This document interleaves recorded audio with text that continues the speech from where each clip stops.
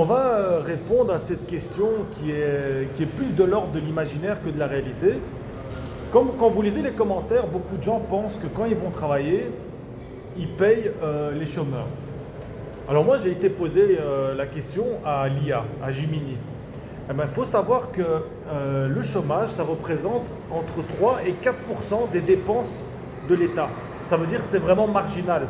Ça veut dire que qu'on enlève ou qu'on n'enlève pas le chômage, ça ne change rien. Alors vous allez me dire, mais pourquoi alors il parle de ça? Parce que dans toutes les situations, que ce soit la guerre en Israël, ou le Covid, ou maintenant les problèmes qu'il y a en Belgique par rapport au budget, on doit toujours trouver un coupable. Et si on n'a pas de coupable, on invente un coupable. Comme ça, les gens peuvent pointer du doigt et se disent c'est lui qui est en tort, c'est lui la faute. Même s'il y a d'autres coupables en fait. Les vrais coupables, eux, on n'en parle jamais. Pourquoi? Parce qu'on crée ce coupable, ce bouc émissaire, cette personne ou ce truc imaginaire où les gens pourront se dire c'est lui, c'est de sa faute. Tu vois, ils vont pouvoir taper dedans. Mais ce n'est pas la réalité.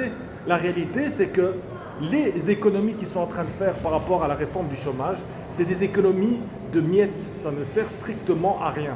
Donc voilà, je voulais remettre les choses au clair. Comme ça, quand vous allez voir dans le commentaire ce genre d'argument, eh ben vous pouvez lui envoyer ma vidéo.